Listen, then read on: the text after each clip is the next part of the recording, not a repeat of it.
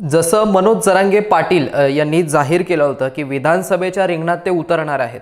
हे उतरण्याचं कारण फार स्पष्ट होतं की मराठा आरक्षणाचा जो मुद्दा आहे त्याच्यावरती तोडगा काढण्यासाठी जर प्रस्थापित सरकार आपल्याला निर्णय देणार नसेल तर आपणच सरकार म्हणून तिथे स्थापन व्हावं आणि हा निर्णय मार्गी काढावा। एकंदरीत हा मुख्य उद्देश जरांगे पाटलांचा या विधानसभेच्या निमित्ताने होता।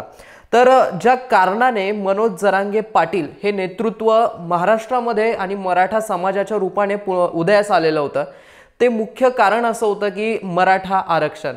परंतु आता मनोज जरांगे पाटील यांनी जी विधानसभेतून माघार घेतलेली आहे तर जे मुख्य आपला उद्देश होता की मराठा आरक्षण, तर कुठेतरी हा विषय आहे हा मागे पडलाय का? याबद्दल आपल्याला काय वाटतं?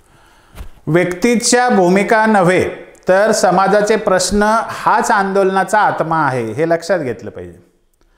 जरांगे पाटलांचा अनुभव, त्यांनी केलेला विचार, त्यांच्याकडे काही कमतरता असतील, टीम नसेल किंवा अभ्यासकांची कमी असेल, काही विचार केला तरी त्या जरांगे पाटील या नेतृत्वाच्या काही व्यक्तिगत मर्यादा किंवा कमतरता असू शकतात।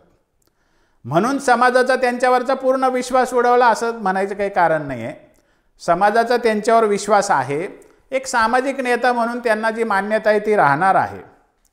उद्या कोणतं सरकार येईल त्याच्या विरोधात पुन्हा आंदोलन करायला एक संधी राहणार आहे।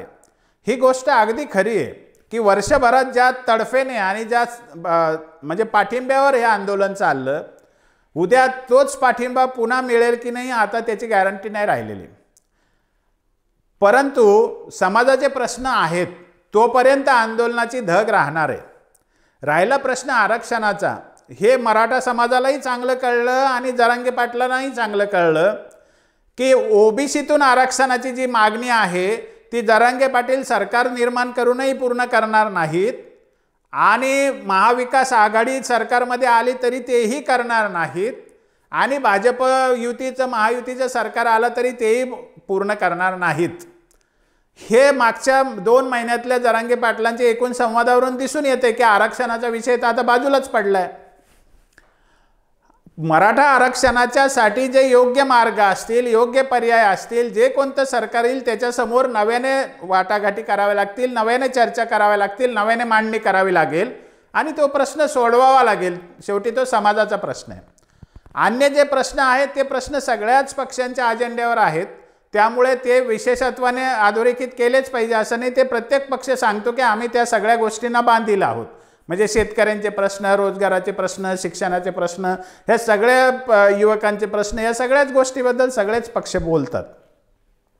त्यामुळे असं आपण समजायचं कारण नाही की आंदोलन संपेल, आंदोलन संपणार नाही, कारण समाजाचे प्रश्न जोपर्यंत आहे तोपर्यंत आंदोलन चालू राहणार आहे। ते वेगवेगळ्या प्रकारात वेगवेगळ्या स्वरूपात समोर येऊ शकतं। कदाचित केवळ आरक्षणाचा प्रश्न न राहता जरांगे पाटील उद्या जास्ती आर्थिक प्रश्न घेऊन पुढे येऊ शकतात आणि सगळ्या समाजाचं नेतृत्वही करू शकतात। आता आपण जे विश्लेषण करतोय हे निवडणुकीपुरतं करतोय, विधानसभा निवडणुकीपुरतं आपण बोलत असल्यामुळे या निवडणुकीत जरांगे पाटील एक आघाडी म्हणून नाहीत, याचे काय अर्थ होतात ह्याचा आपण विचार आत्ता करतोय। जरांगे पाटलाच्या आंदोलनाच्या पुढे काय होईल ते आपण हे निवडणुका झाल्यानंतर बघू, आता त्याचा विचार करायची गरज नाही आहे। आता इथे महाविकास आघाडी आणि महायुती यांच्यामध्ये नेमकं कसं व्होट शेअरिंग होईल, मराठा समाज नेमका कोणाला मतदान करेल, तर असं काही सरसकट काही राहणार नाही। आता महायुतीला आणि महाविकास आघाडीला त्यांचे स्किल वापरून मराठा समाजाला त्याला काय म्हणते ॲड्रेस करायची संधी पूर्णपणे मिळालेली आहे आणि याच्यातून हा समाज सरसकट महायुतीच्या विरोधात जाईल किंवा महाविकास आघाडीच्या बाजूला जाईल असं काही आता म्हणता येणार नाही।